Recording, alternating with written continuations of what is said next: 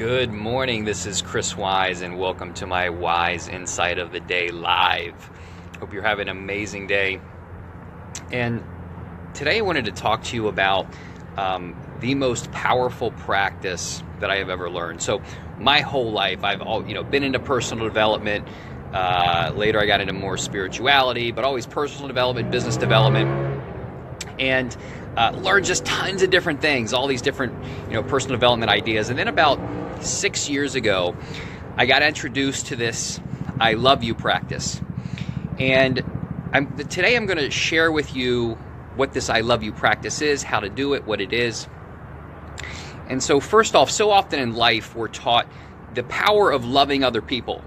And of course we all know, telling people we love them or doing kind things, paying it forward, all these things are very powerful. But really in our society, we're not taught to love ourselves. And what I see is that the more that we deeply love ourselves, the more kind and loving that we can be to other people. And so when we learn how to really love ourselves, then we'll just naturally show up more kind and loving in the world. So this is the practice that I want to share with you. And when I learned this, it blew my mind.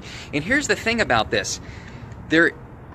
Sometimes we are looking for like this complex idea and they're like, okay, it's very, sometimes the most profound things are in its most simplest form. And that's what I really want to point out to you about this I love you practice. And so the idea behind this is that, for those of you that have had learning about your inner child, I'm going to explain this in a couple different ways and actually how to do this. So if you ever heard about your inner child, so for those of you that haven't, it's if you think about your 5-year-old or little boy or girl inside or whatever age that you can relate to. And this is the part of us prior to our conditioning, before like the world told us no and before we got kind of beat up by life and then created this whole identity of how to overcome that. Your inner child is the still inside of you, that one that exists, that really just wants your own loving attention, and that's really what this practice is all about. So that's one idea, your inner child, and this practice is saying I love you to your inner child. So that's one way to think about it. Another way to think about who we're actually communicating to is our innocence or your inner self. And so when we're saying these words, so the words actually are I love you, and we're saying that to our inner child or our inner self.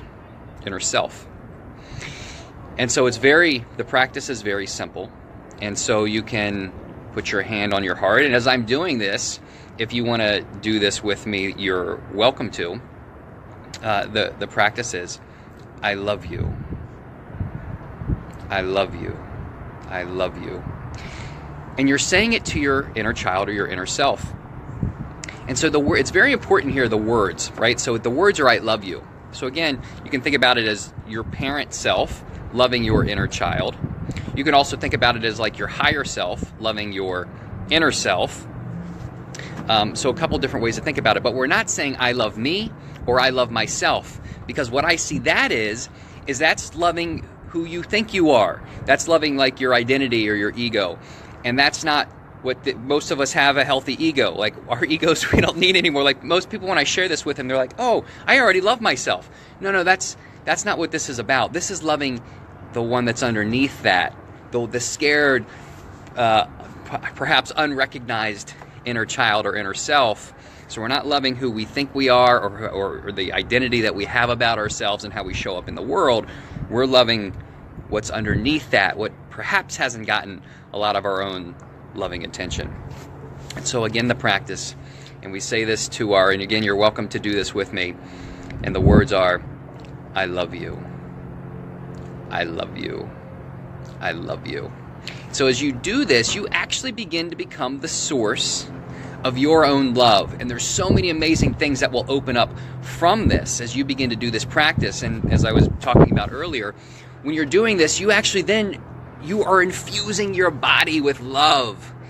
You're loving you, and only you can love you in all the unique ways that you desire, deserve, and want to be loved.